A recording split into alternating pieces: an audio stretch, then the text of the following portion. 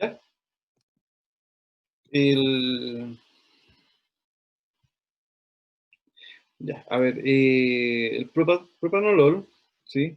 Es el prototipo del beta bloqueador, ¿sí? En general, es un fármaco altamente utilizado en clínica eh, como beta bloqueador, ¿sí? Y tiene un efecto que es similar sobre beta uno y beta 2. Ahora, también es muy utilizado, ¿por qué? Porque no posee actividad simpático-mimética intrínseca y no bloquea los receptores alfa, ¿sí? Por lo tanto, es un receptor beta, ¿ya? Su uso terapéutico por vía oral está relacionado con la hipertensión arterial, angina, temblores, prevención de migrañas, en caso de feocromocitomas y en trastornos de ansiedad. En niños, en caso... ya. En niños, el hemangioma infantil proliferativo también, eh, no sé, obviamente que precisa de tratamiento sistémico, también se ocupa el propranolol como fármaco. Eh, como su farmacocinética, este fármaco es lipofílico, ¿sí? Entonces, por lo tanto, ya sabemos que en las otras clases va a tener una rápida eh, a- distribución, ¿sí? Absorción y distribución. Eh, Hay otros tipos de fármacos ya no comercializados que en estudios como el pindolol, ¿sí? Otros como el carteolol, ¿sí? Que es el que ustedes conocen como el colirio, que se ocupa para la hipertensión intraocular y ciertas formas de glaucoma. Ahora, fármacos beta 1 selectivos, tenemos fármacos que van a bloquear los receptores beta 1 cardíacos, por ejemplo, y más el beta 1 que el beta 2, ¿sí? La actividad sobre beta 1 es mucho, mucho mayor que la beta 2, pronto por eso estamos hablando de fármacos beta bloqueadores selectivos. Eh, Obviamente a altas dosis el efecto, ¿no es cierto?, va a desaparecer, por eso es mucho más selectivo, ¿no es cierto?, y tiene mucha más afinidad por receptores beta 1 que beta 2, pero no quiere decir que no se vaya a unir a beta 2. Entre los ejemplos tenemos el bisoprolol, el atenolol y el meroprolol, ¿sí? Donde en afinidad beta 1 por sobre beta 2 tenemos el bisoprolol mayor que el atenolol y este mayor que el metoprolol, ¿sí? Ventajas: baja actividad intrínseca cardíaca sin alterar el tono vascular, tampoco altera, ¿no es cierto?, el tono vascular bronquial ni el uterino, tiene mayor eficacia hipotensora y no interfieren con el metabolismo de los hidratos de carbono, ¿ya?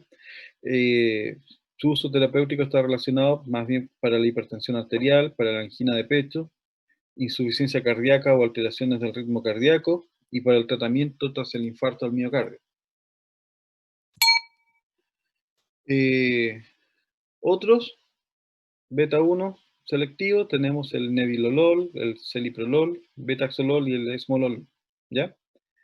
Eh, Hay otros que son beta y alfa adrenérgicos, como la betalol y el carvedilol, ¿sí? Que, que, eh,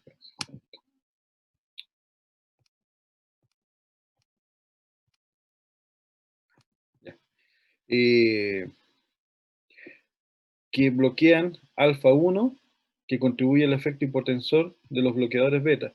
En general, carvedilol es un fármaco que es ampliamente utilizado en clínica, tal vez uno de los fármacos más ampliamente utilizados para la hipertensión arterial, dado que al tener un efecto alfa y beta, es mucho más efectivo, pero también no genera efecto rebote, ¿ya? Y el efecto rebote es que se refiere a que muchos de estos fármacos antagonistas adrenérgicos generan, después del uso prolongado, tienden a generar una acción hipertensora tal vez mayor que lo que estaba al principio.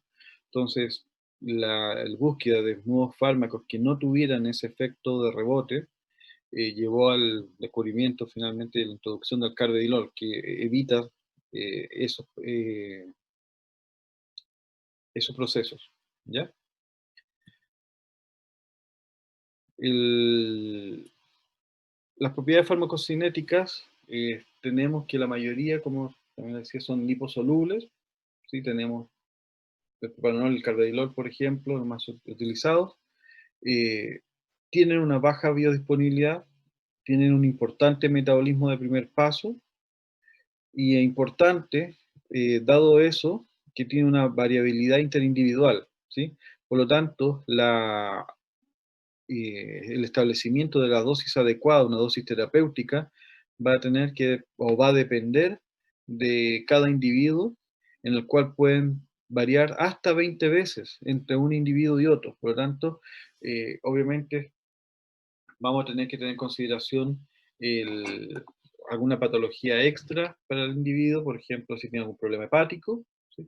Eh, y también, obviamente, no todos o todos presentamos, como les contaba en las primeras clases, ciertas variaciones en la sensibilidad de los receptores, por lo tanto, y el número de receptores, de tal manera que hay que ajustar la dosis. Siempre hay que empezar, y es prueba y error. En general, lo que se hace, o sea, tienes que partir con una dosis de estándar y ver cómo te funciona y de ahí empezar a variar. Se ha visto que a muy altas dosis, su biodisponibilidad puede cambiar también con el consumo de alimentos, ¿ya? O el tratamiento, en tratamientos prolongados.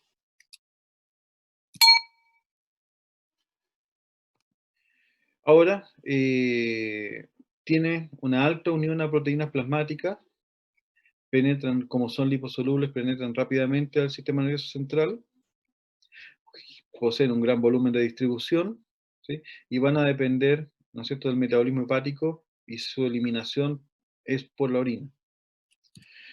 Ahora, dentro de los fármacos hidrosolubles, como el atenolol y el sotalol, sotalol, no sufren metabolismo de primer paso y presentan una menor variabilidad interindividual. Tienen un efecto más bien sistémico porque atraviesan poco al sistema nervioso central, y su biodisponibilidad también puede disminuir hasta en un 20% si lo consumen conjunto con el alimento, ¿ya? Su eliminación es casi exclusiva por vía renal, sin sufrir metabolización. Por lo tanto, estos fármacos hay que tener mucho cuidado en su administración en caso de pacientes con insuficiencia renal.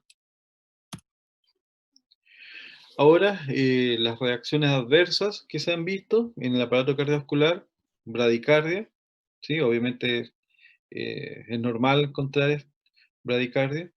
Se han visto algunas bradiarritmias graves, por lo tanto, obviamente hay que moderar bien las dosis. Tratamiento a largo plazo aumenta la supervivencia de pacientes con insuficiencia cardíaca. Eh,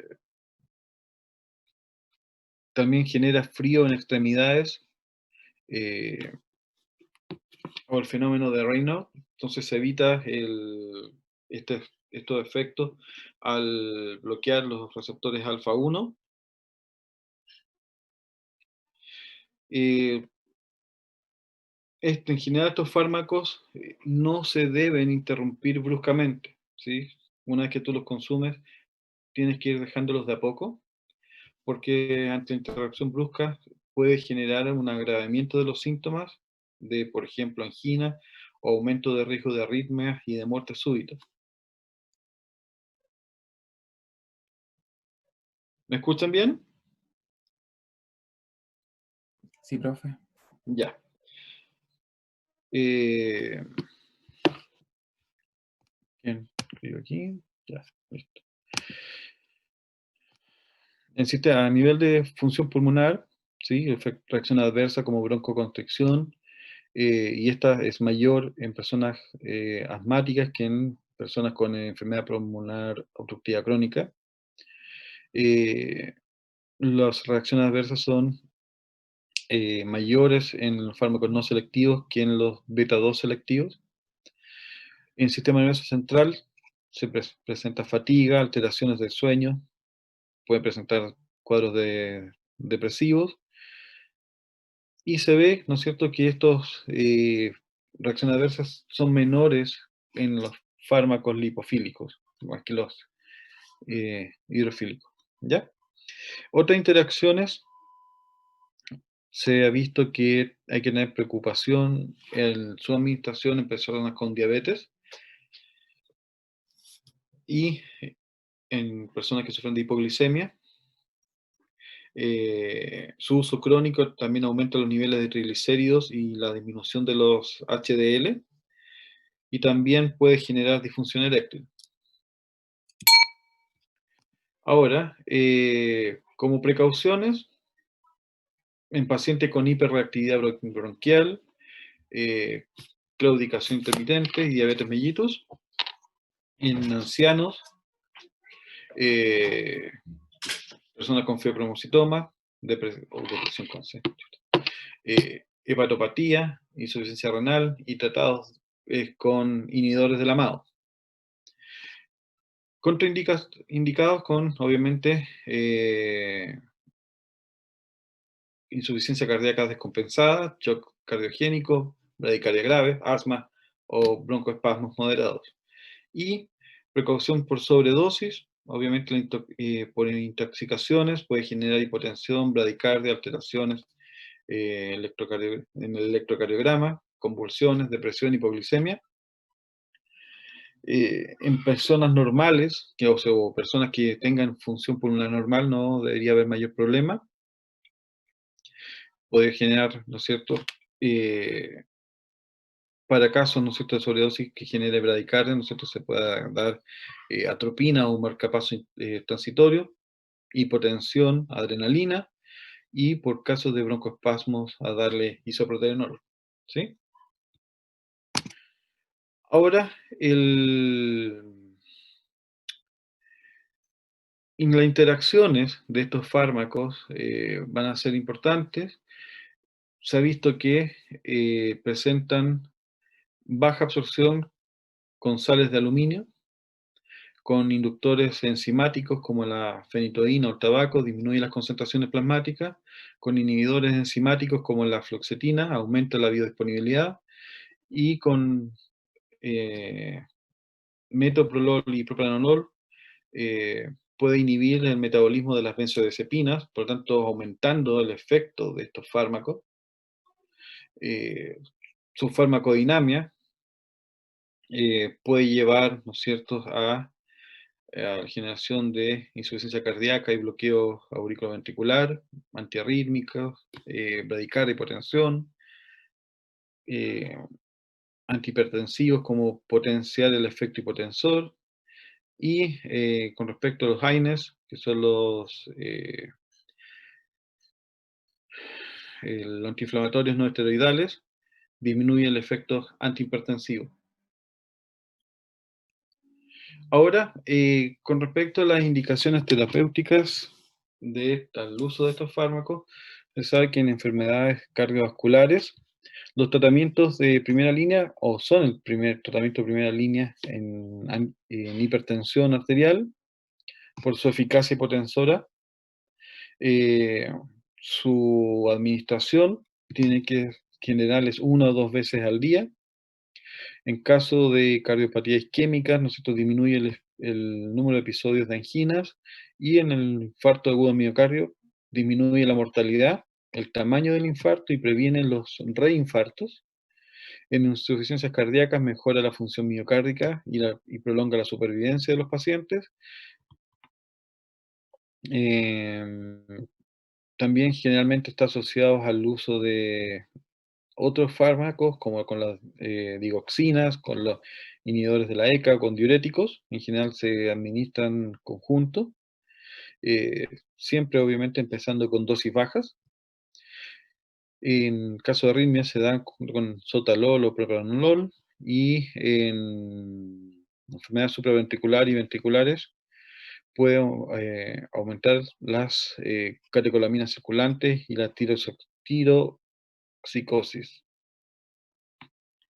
Eh, Aumenta la sensibilidad a la corazón de las catecolaminas, y obviamente, ¿por qué pasa eso? Porque la acción, ¿ya?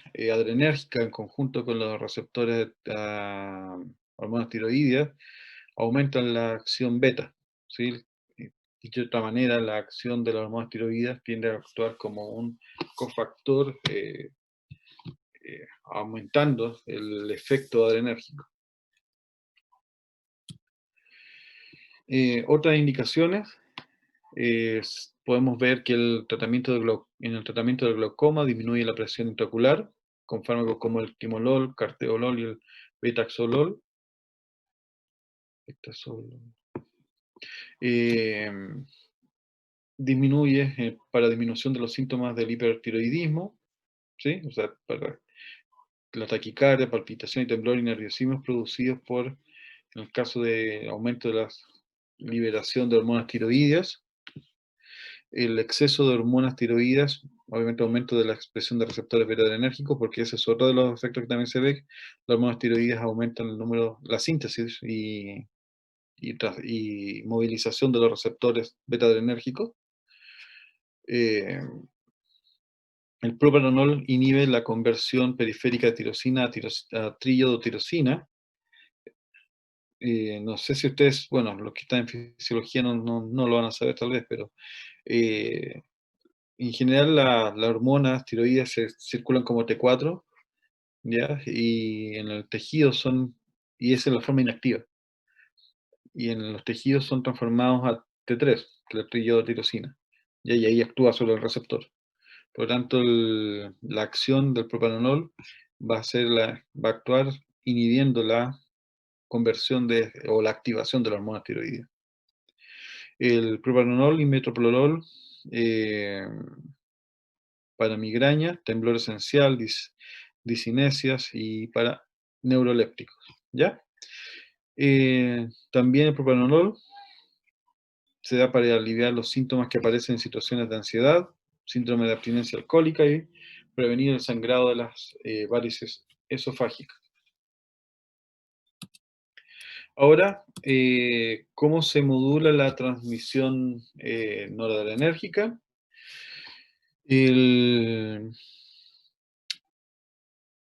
La estrategia tiende a seguir lo mismo que ya habíamos conversado anteriormente, eh, inhibir la síntesis, ¿sí? Vemos que hay pocos fármacos que van a, obviamente, inhibir la síntesis de las catecolaminas en general. Uno es la metiltirosina, obviamente inhibe la tirosina hidroxilasa, por lo tanto limita la velocidad de síntesis de la noradrenalina, pero no está comercializado. La carbidopa, que inhibe la dopa de carboxilasa, inhibiendo la síntesis de dopamina. Y la alfa-metildopa, que es un antihipertensivo de acción central, ¿sí? Nuevamente, desplazando a la metildopa y disminuyendo, ¿no es cierto?, la producción de dopamina y noradrenalina. La inhibición la inhibición del almacenamiento, ¿ya? La reserpina y sus derivados, como la guanetidina y la 6-hidroxidopamina, ¿ya?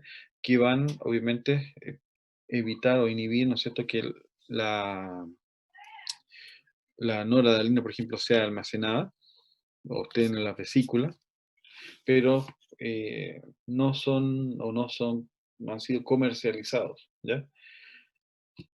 Eh,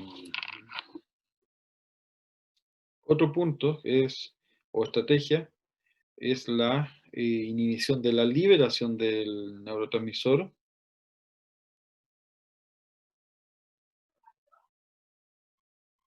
¿Ustedes conocían que ahora me estaba acordando, pero ustedes conocían la reserpina? ¿Han escuchado de ella?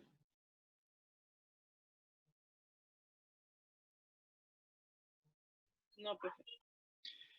La reserpina, eh, a, a ver, la reserpina, a diferencia de esto, sí se ha dado como fármaco, pero no es muy ampliamente utilizado, y es un alcaloide, ya que se ocupa también para enfermedades psicóticas, aunque también tiene efecto hipertensivo, dado su acción eh, al inhibir el almacenamiento del neurotransmisor. Eh,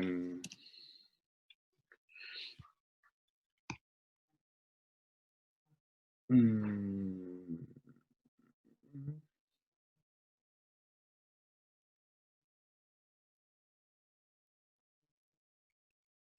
ya. El inhibidor de la liberación del neurotransmisor, ¿sí? Tenemos la guanetidina, venatidina, bebrizoquina y bretilio, ¿ya? Y la clonidina. Obviamente es para tratamientos como antihipertensivos. Otros fármacos que favorecen la liberación, la amina simpático-mimética de acción indirecta, como la tiramina, anfetamina y efedrina, y inhibidores de la recaptación, en los cuales tenemos los inhibidores de los transportadores, los RC1, ¿ya? Y neuronales, y de los tipo 2, ¿no es cierto? Eh, que son sistémicos.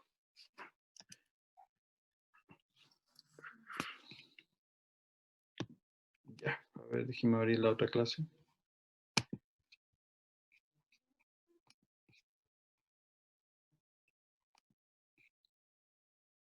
¿Duda hasta acá?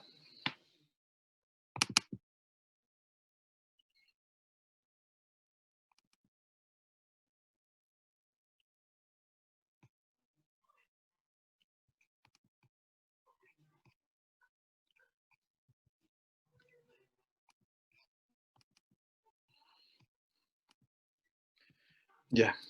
Ahora nos queda ver los fármacos ahora parasimpáticos miméticos, y como les decía en la clase anterior, los fármacos parasimpáticos miméticos están relacionados con la acción del sistema parasimpático, por lo tanto, acetilcolina, ¿sí? Eh, Obviamente cuando hablamos de parasimpático, nuevamente estamos hablando del sistema no voluntario, ¿sí? Las neuronas o vías colinérgicas, ¿ya?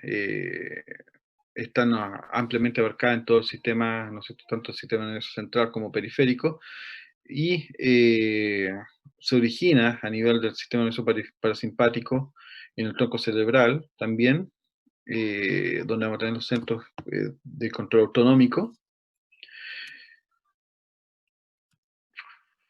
Ya. Y entre los cuales vamos a ver, y hablamos del sistema parasimpático como un sistema de reserva ante condiciones de relajo, de calma. Por lo tanto, está asociado, por ejemplo, al sistema cardiovascular con bradicardia, ¿sí? Hablamos del sistema simpático, ¿no es cierto?, con taquicardia, con aumento de la función cardiovascular, un aumento del gasto cardíaco. En cambio, el sistema nervioso parasimpático está relacionado con la disminución del gasto cardíaco, ¿no es cierto? Disminución de la frecuencia cardíaca.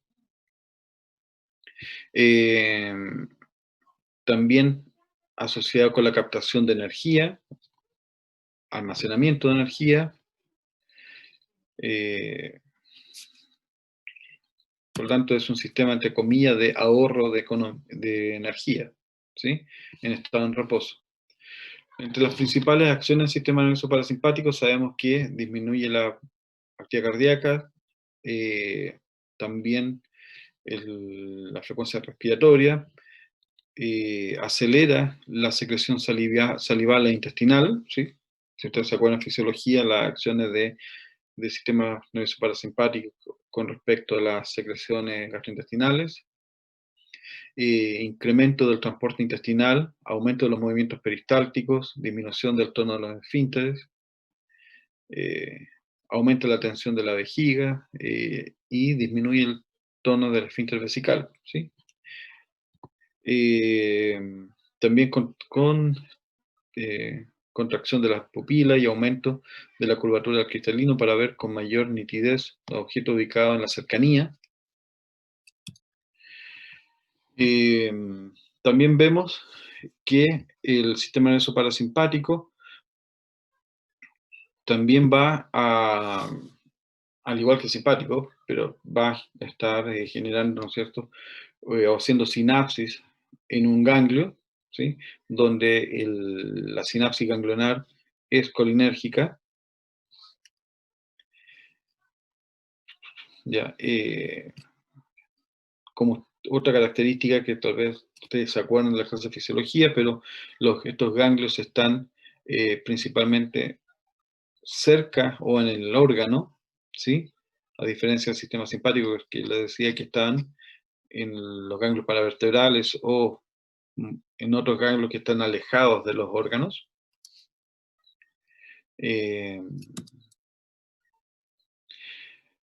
Su acción o su alcance es amplio, va desde el estómago, intestino, corazón, bronquio, glándula exocrina, ojo, vejiga, órganos reproductores, es amplio. Y va a participar en las uniones, ¿no es cierto?, tanto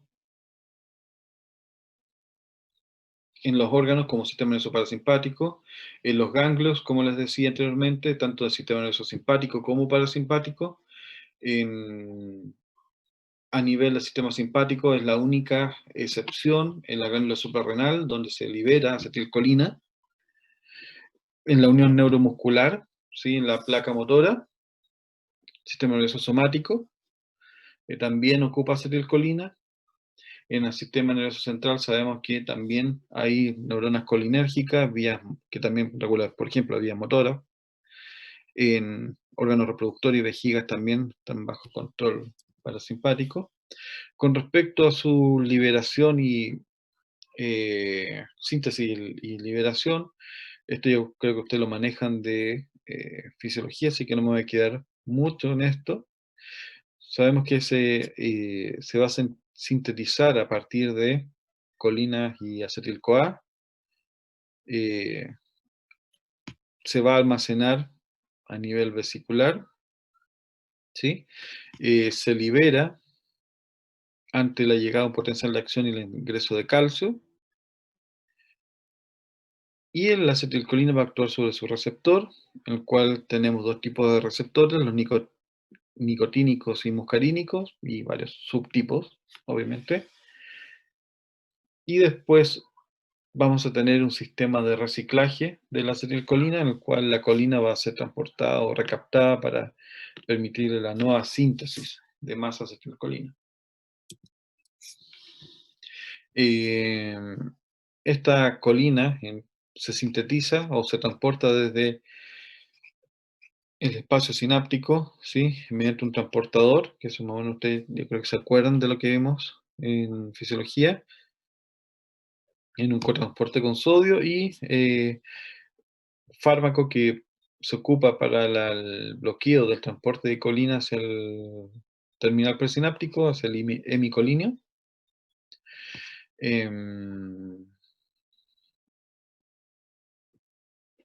Ahora, la captación de colina en su síntesis o por lo tanto, la disponibilidad del sustrato va a ser el limitador del ritmo de la síntesis de acetilcolina, ¿sí? La enzima colina-acetiltransferasa es la enzima que cataliza la reacción, ¿no es cierto?, entre la colina y la acetil-CoA para formar la acetilcolina en el citosol, y este después va a ser captado o va a pasar a la vesícula, ser internalizado a la vesícula a través de un transportador de acetilcolina. Eh, la acetilcolina biosintetizada se acumula en las vesículas presinápticas, ¿no es cierto? Y eh, este transporte de acetilcolina hacia la vesícula sináptica es inhibido por el fármaco el besamicol, ya de tal manera que la acetilcolina queda expuesta en el terminal y vamos a tener dos cosas. Una, que va a quedar expuesta a la degradación enzimática, pero también tiende también a difundir hacia el espacio sináptico y poder actuar sobre su receptor. Ahora, sobre su liberación, eh, ya le había dicho, llegaba, ¿no es cierto?, por un potencial de acción que va a generar finalmente eh, la apertura de canales de calcio dependiente de voltaje, la entrada de calcio y la movilización de las vesículas para su fusión con la membrana y liberación. Eh, se ha visto que la toxina botulínica, ¿sí?, inhibe la liberación de acetilcolina por un mecanismo en el cual va a inhibir la exocitosis de las vesículas. Eh, también la latrotoxina, que es el veneno, ¿no es cierto?, de la viuda negra. Eh, también algún, ¿no es cierto?, veneno de algunos sapos, como la batracotoxina, van a generar el vaciamiento en la hendidura sináptica de toda la acetilcolina almacenada en vesículas, ¿ya? De tal manera eh, que empieza a difundir masivamente.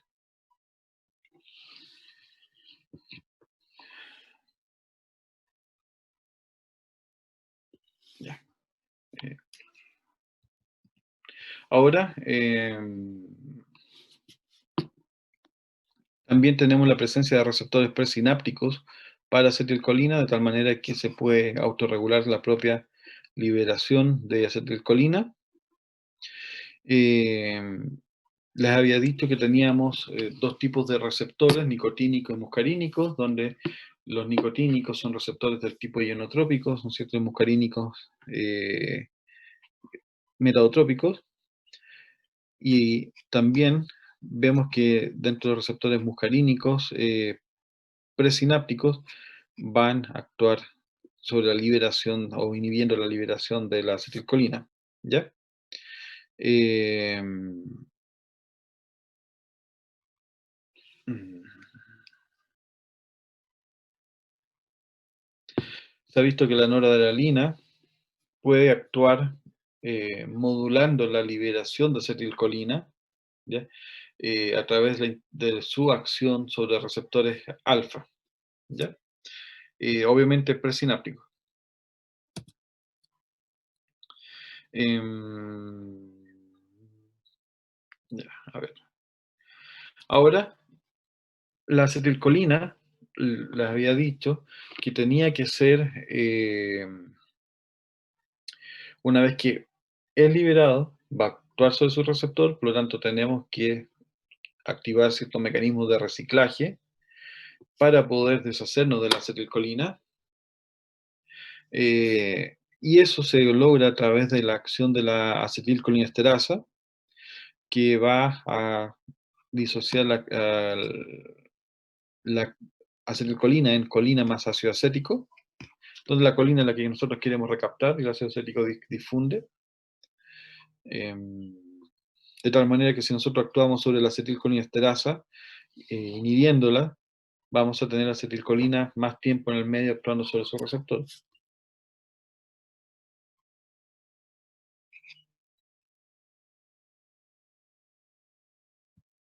Ya.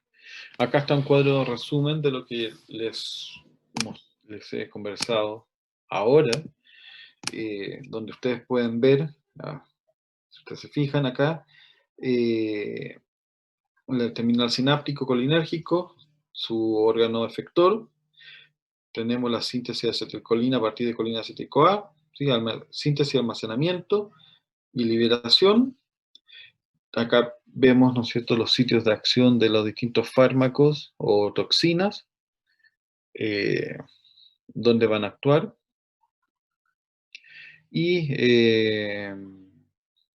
mm, y obviamente la acción de agonista o antagonista sobre su receptor. ¿Ya?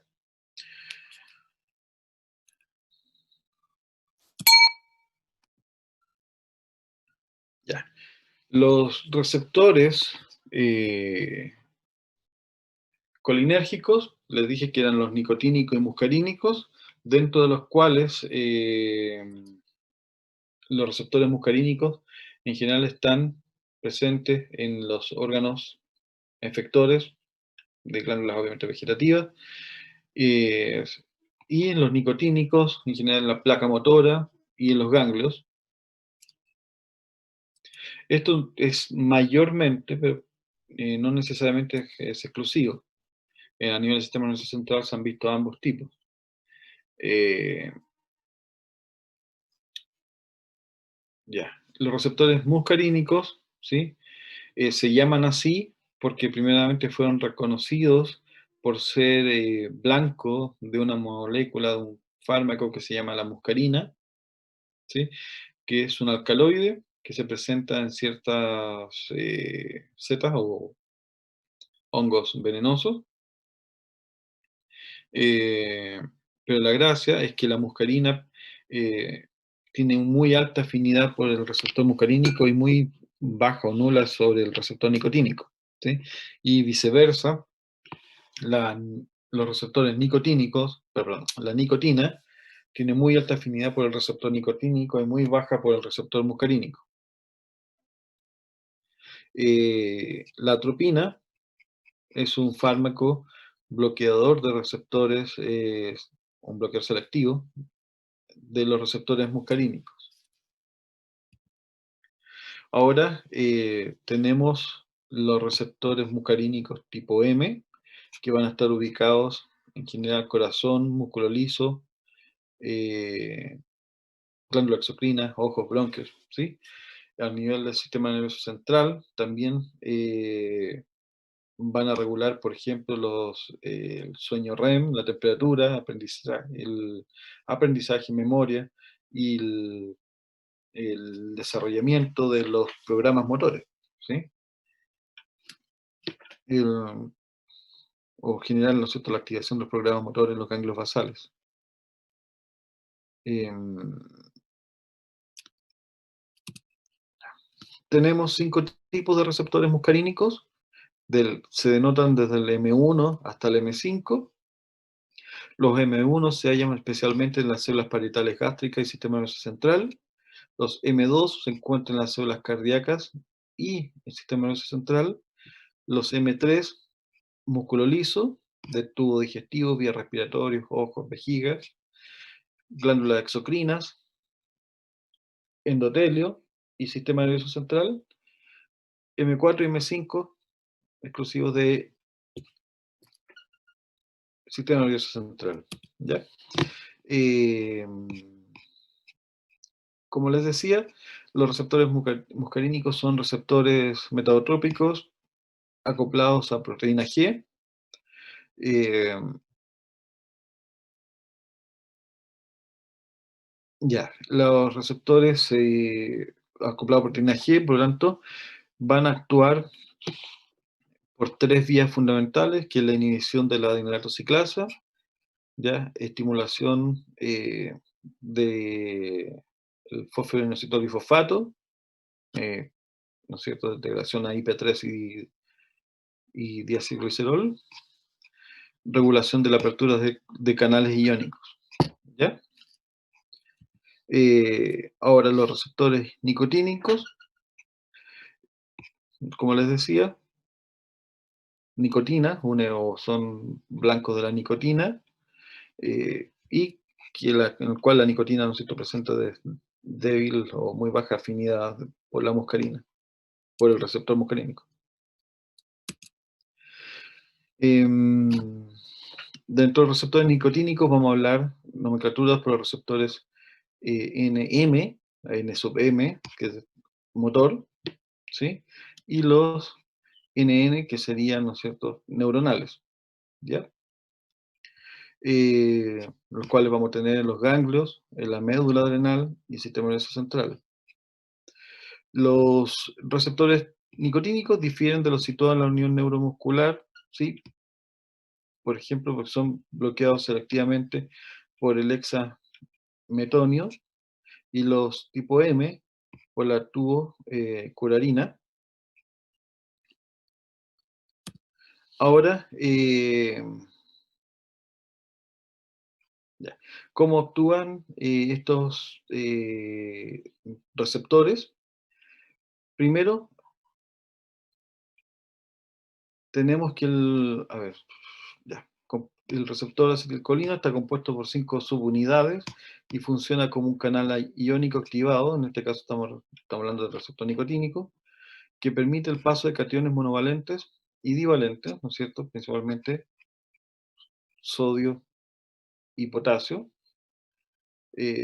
Por eso se habla siempre o mayormente que actúa sobre sodio y potasio, aunque puede dejar pasar calcio y magnesio, pero estos son los iones principales. La unión, también estos receptores, para su activación requieren de la unión de dos moléculas de acetilcolina, ¿ya? Eh, para poder generar, ¿no es cierto?, el cambio conformacional requerido y adecuado para que se abra el canal. Em, Ahora, ya. Eso implica, y nuevamente acuérdense de fisiología, que la activación de un receptor ionotrópico que aplica para este tipo de receptor como para los otros tipos de receptores ionotrópicos, esto al dejar paso iones no significa que la célula se va a depolarizar, o mejor no, sí se va a depolarizar, pero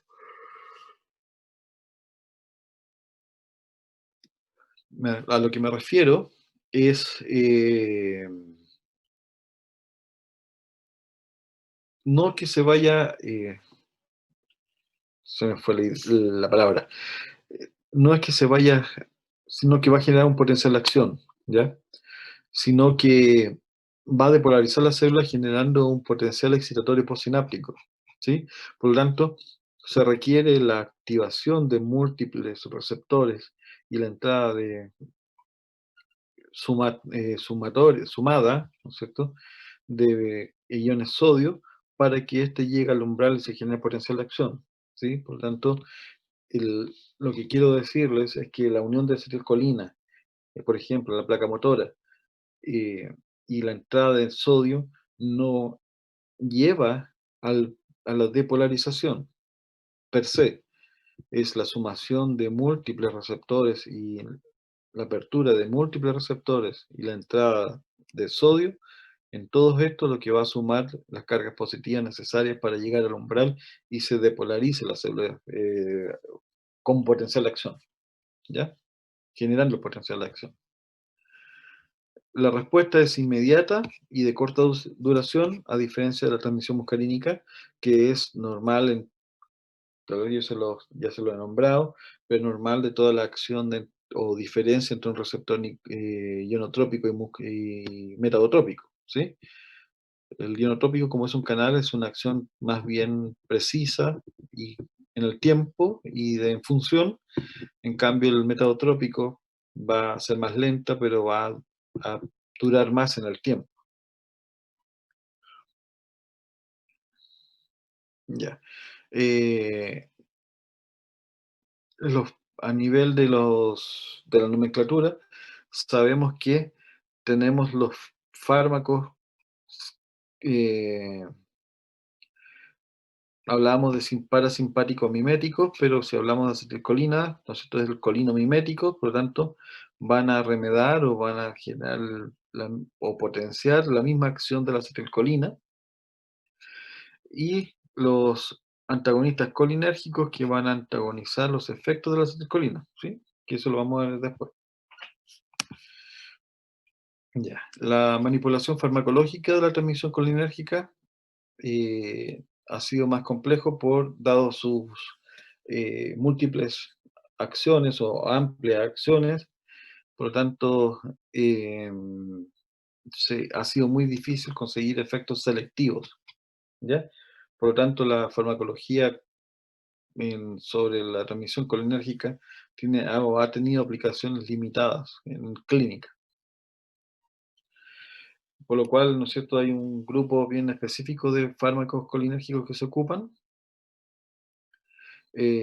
A nivel de los fármacos colinamiméticos, eh, mm, vamos a tenerlos, ¿no es cierto?, que van a actuar sobre las uniones efectores del sistema nervioso parasimpático, en ganglios autónomos, en la placa motora y en el sistema nervioso central. ¿Sí? Van a actuar de manera muy amplia. Ya.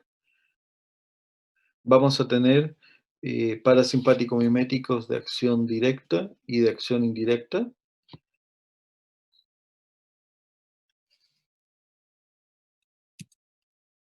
¿Cuáles? Los parasimpáticos miméticos de acción directa. Tenemos los ésteres de colina, donde están, o dentro de lo que están la acetilcolina, metacolina, carbacol y betanecol. Los alcaloides naturales, como la pilocarpina, arecolina y muscarina. Y los derivados sintéticos, como la oxotremorina. ¿Ya? Eh,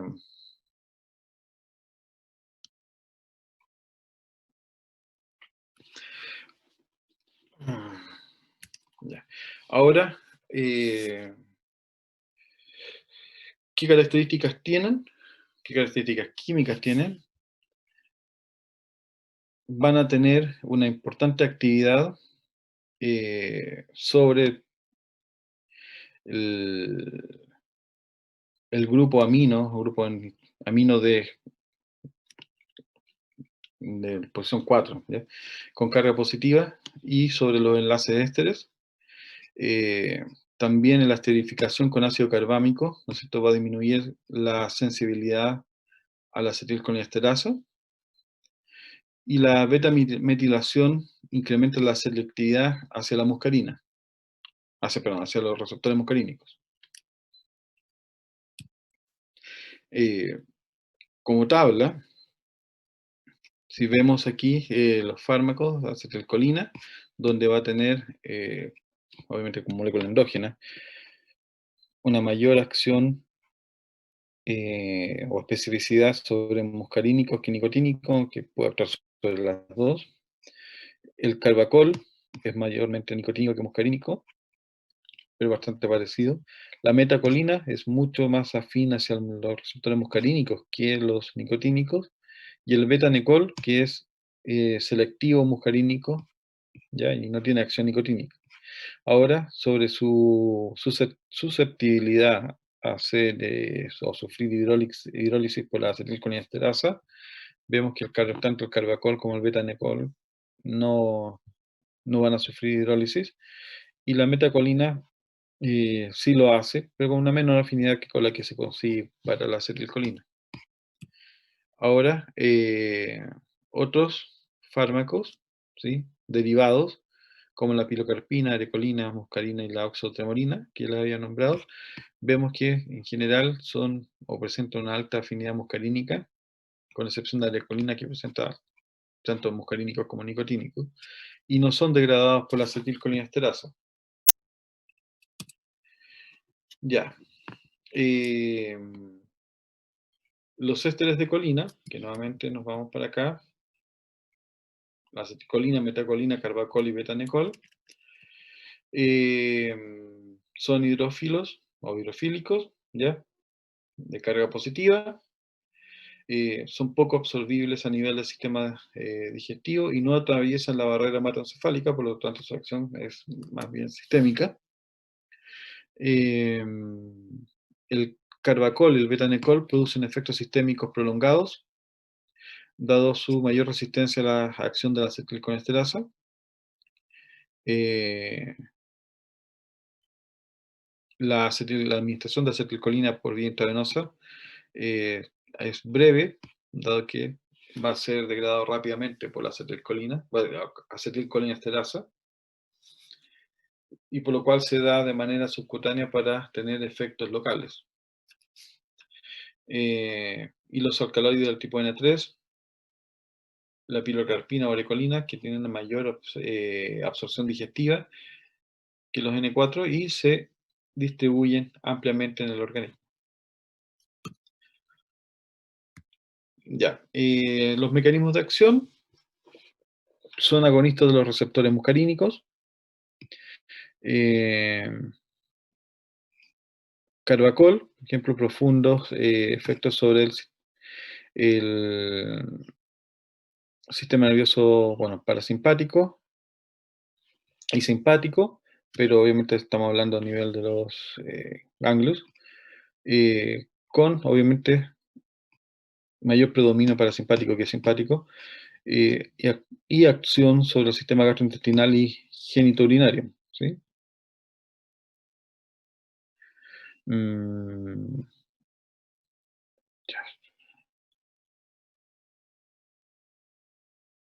ya, la acción de la nicotina a nivel del ganglio también va a permitir la liberación de adrenalina desde la médula suprarrenal. Ahora, la acción farmacológica de estos parasimpáticos miméticos va a estar o va a ser muy amplia en todos los órganos, ¿no es cierto?, que van a presentar los receptores colinérgicos. Estos van desde el sistema respiratorio, cardiovascular, digestivo, genitourinario y ojo. A nivel del sistema cardiovascular, disminuye la velocidad de conducción en nódulo sinusal y auriculoventricular, por lo tanto, va a disminuir la frecuencia cardíaca. Genera vasodilatación arteriolar, disminuye, por lo tanto, obviamente se disminuye la frecuencia cardíaca, es cronotropo negativo, y de esa manera disminuye el gasto cardíaco y la presión arterial. Ligero efecto inotrópico negativo. Acuérdense que los receptores colinérgicos no están presentes en musculatura,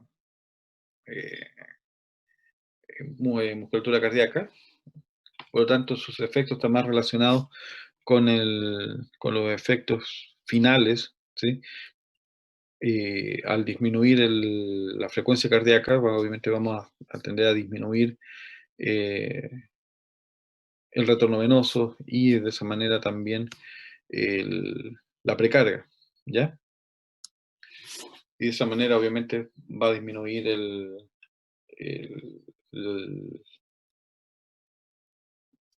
la contracción muscular, ¿sí? Y el volumen de eyección.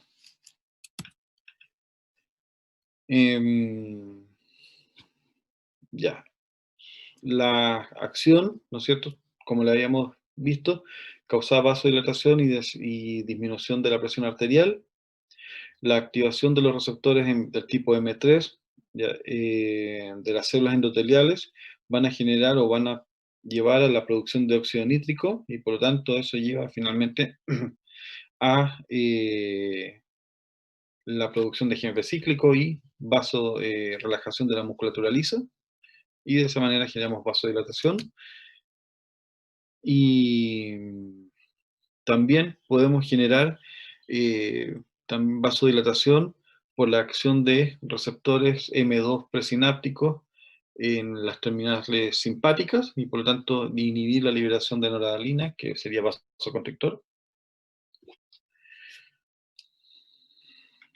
Ya, en el aparato respiratorio van a generar vasoconstricción y secreción de las glándulas de la mucosa traqueobronquial por receptores M3, y el aparato digestivo y genitourinario, vemos que en gastrointestinal incrementa las contracciones del tubo digestivo a través de su acción M1 y de la secreción de las glándulas salivales y de la mucosa gástrica por receptores M1 y M3.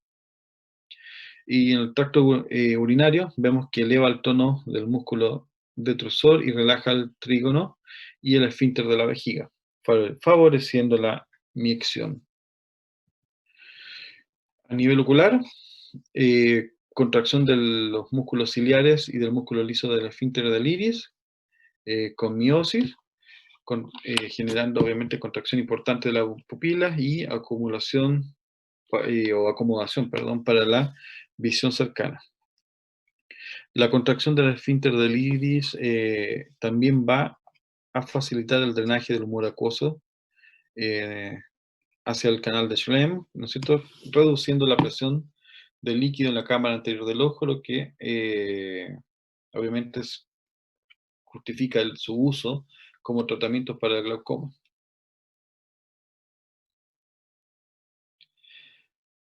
Ya. En glándulas exocrinas incrementan la secreción de casi todas las glándulas, ¿sí? Tanto sudoríparas, salivales, lagrimales, nasofaringeas, mucosas, traqueobronquial, gástrica, intestinal y del páncreas exocrino, ¿se fijan? A través de su acción sobre receptores del tipo M3. Eh,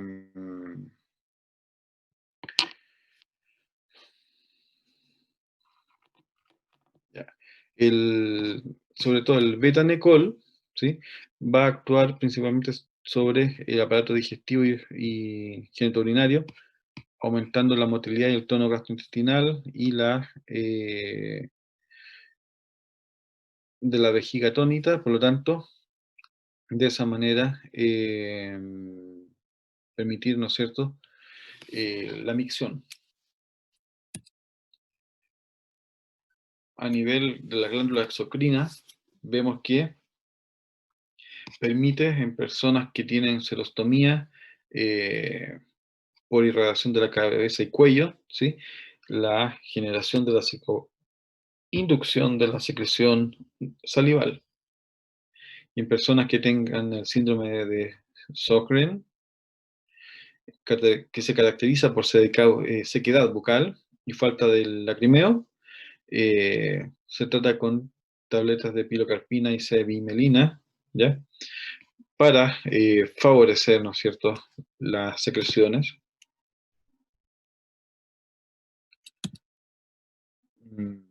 A nivel oftalmológico, como agentes mióticos en el ojo para tratar el glaucoma, como ya les decía, y la pilocarpina como colinomimético de elección para el tratamiento del glaucoma de ángulo cerrado. Sus reacciones adversas están más relacionadas con intoxicación, que van desde náuseas, vómitos, diarrea, salivación profusa, sudoración, disnea, bradicardia, vasodilatación, ¿sí? Y en caso de toxicidad, sobre todo se ha visto con el carbacol, se ve hipertensión arterial y arritmias cardíacas.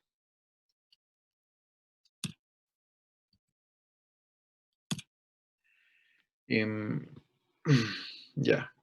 Ahora tenemos los parasimpáticos miméticos de acción indirecta.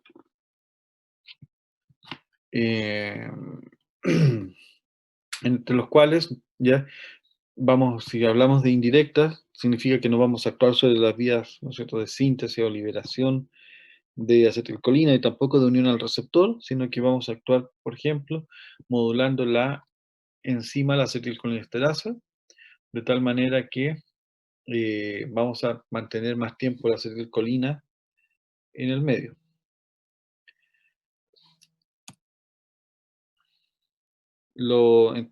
Entre los fármacos parasimpáticos miméticos de acción indirecta,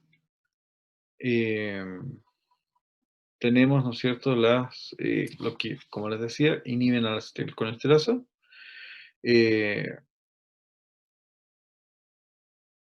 Y otros que van a actuar sobre los receptores nicotínico-muscarínicos y se ha visto su acción amplia nuevamente, desde las uniones neurovegetativas hasta el cerebro, pasando obviamente por las uniones neuromusculares y los ganglios.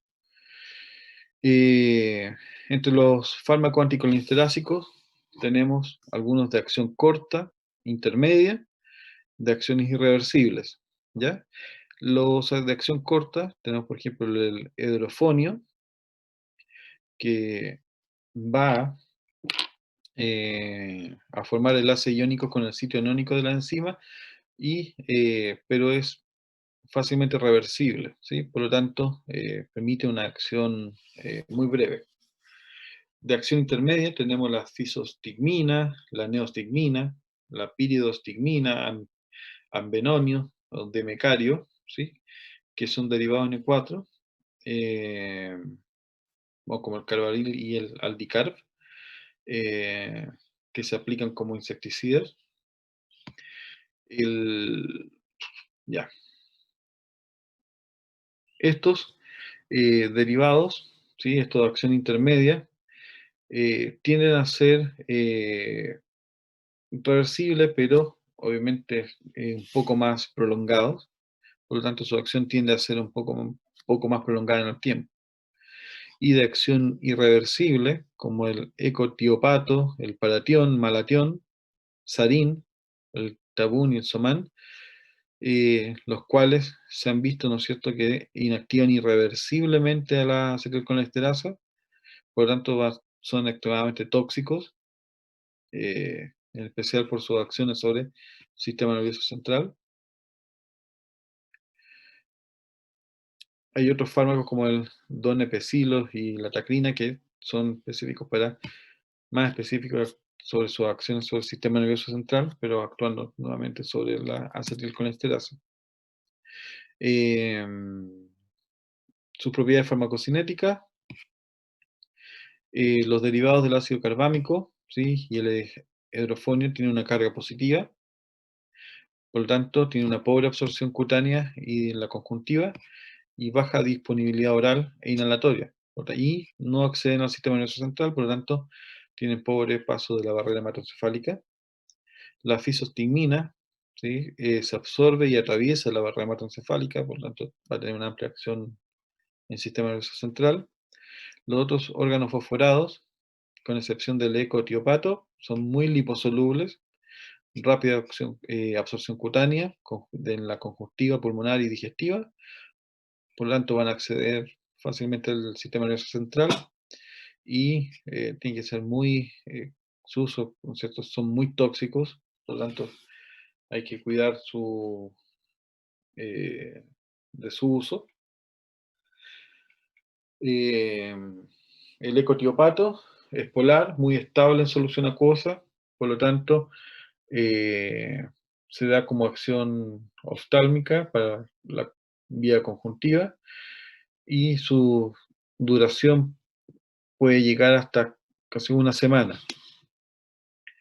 La tacrina y el donepezilo, estamos hablando de un fármaco que tiene una buena absorción oral, atraviesa la barrera hematoencefálica para incrementar la actividad colinérgica en el sistema nervioso central.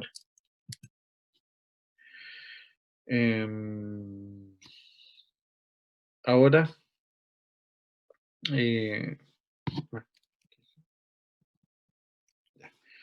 eh, todos estos fármacos, como les decía, tienen como blanco la hidrólisis o la inhibición de la hidrólisis de la acetilcolina por parte de la acetilcolinesterasa. Eh,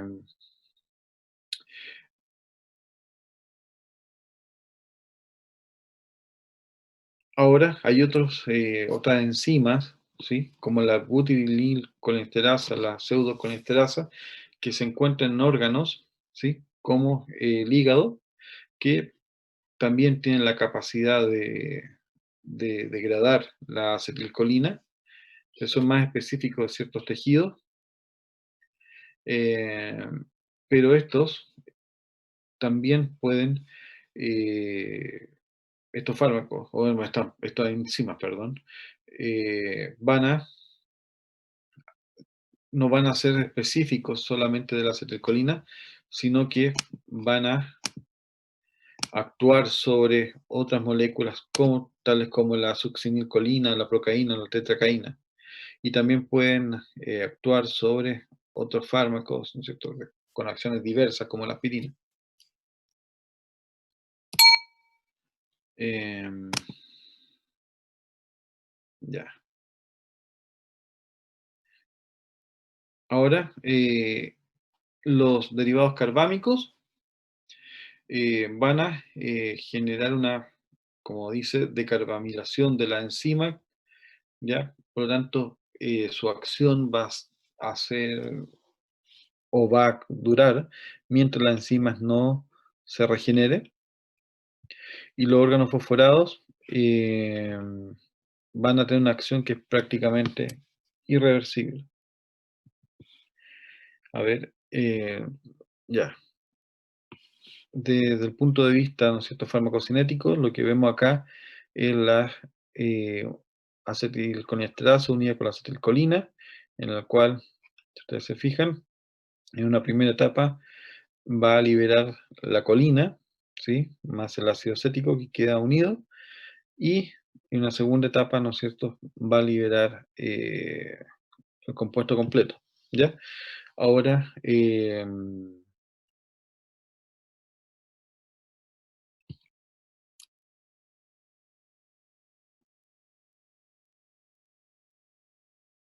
obviamente la colina que puede pasar o liberarse y ser recaptada para formar nuevas acetilcolinas. Aquí tenemos la enzima carbamilada, ¿sí?, que es una inactivación reversible, ¿ya? No va a poder actuar, ¿sí? Y una vez que se regenera, va a poder actuar nuevamente y poder degradar a la acetilcolina. Ahora, ¿qué hora es?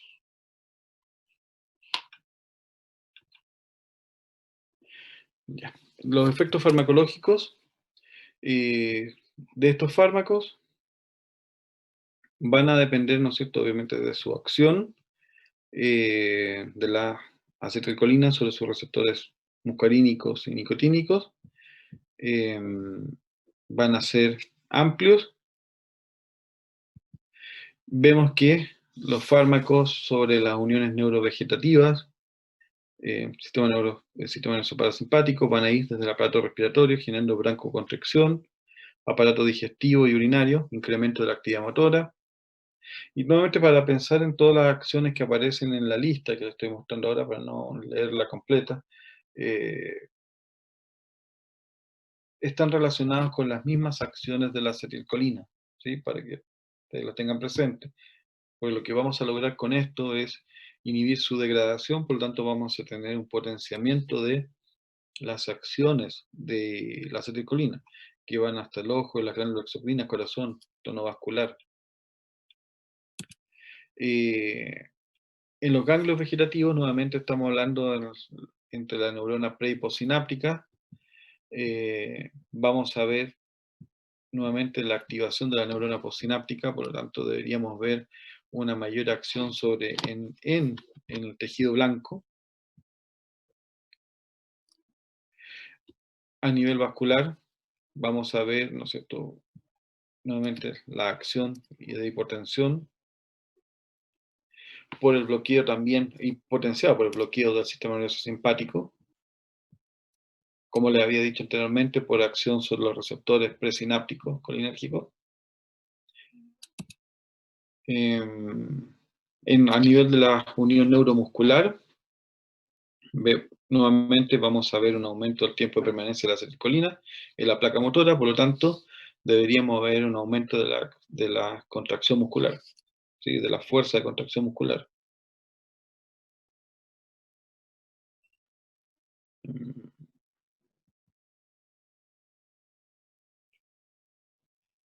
Esto es como lo que hemos hablado, por eso me lo estoy saltando, pero ahí lo tienen para que ustedes lo vayan leyendo, pero es de lo que ya hemos conversado.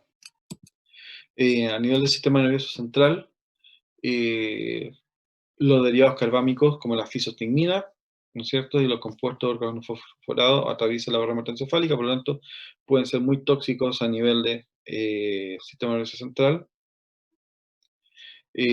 Cuando se dan a dosis muy bajas, pueden no presentar mayor toxicidad y empezar a incrementar la sensación de alerta. Y en dosis elevadas termina, ¿no es cierto?, siendo muy tóxico, generando convulsiones, depresión respiratoria y puede llevar incluso hasta el coma, ¿ya? Obviamente sus efectos se van a contrarrestar con la adición de un fármaco agonista, ¿cierto? Antagonista de los receptores.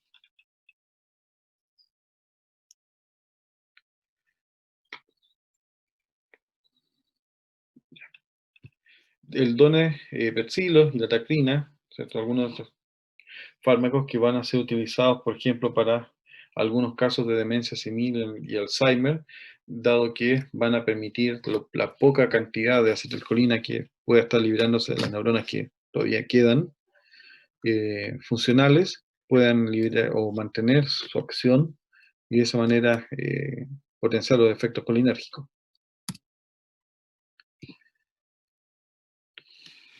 Ya, vamos a quedar justo acá, en esta diapositiva. Voy a pasar la lista ahora y nos vamos a ver con los que tienen fisiología en unos minutos más. Acuérdense, en parasimpáticos miméticos de acción directa.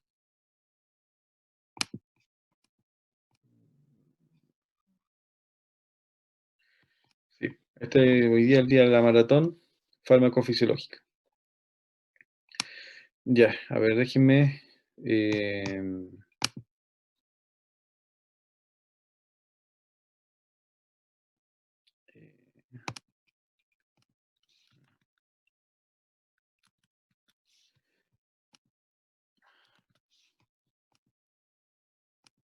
Ya, a ver. Vayan diciéndome si presente, por favor. Gustavo Alfaro. Presente. Catalina Alfaro. Presente. Saadi Aliaga. Krishna. Presente. Javiera. A Castro. Javiera Castro. Alguien que me avise si escriben en el chat, por favor. Javiera Castro, ¿no? Ignacia Catrileo. Presente. Yanis Cofré. Dijo en el chat. Millaray Durán. Millaray. ¿No? Maylén Fortini. Presente. Sebastián Garcés. Presente. Fátima Herrera.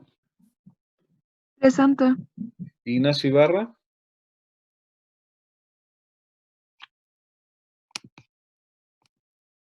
Ignacio Ibarra. ¿No? Ignacio Ibarra. Álvaro Jiménez.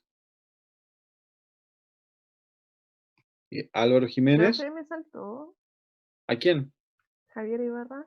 No, te dije, pero no está. Ah, es que Te me dijo acabo- Ignacio. Ah, bueno, Javier Ibarra. Álvaro Jiménez. Andrea Leiva. Andrea Leiva.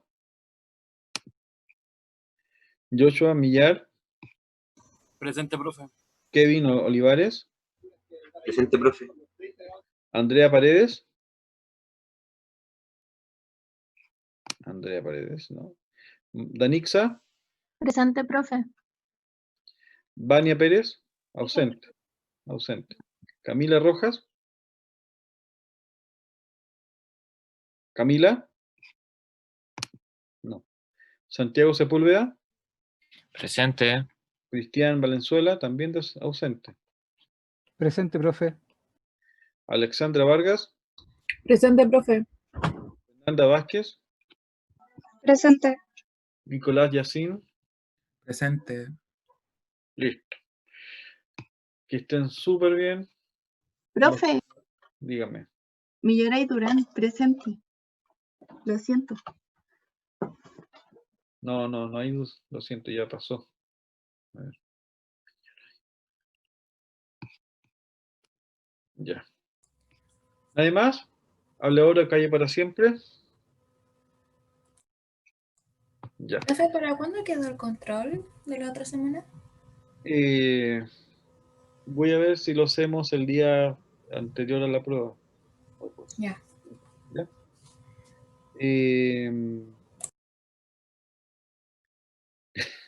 Ya. Listo. Que estén súper bien, cuídense. Nos vemos a fisiología, los que tengan fisiología. Y a los que no, nos vemos. Chao, profe. Profe, que esté bien. No, profe, gracias. Chao.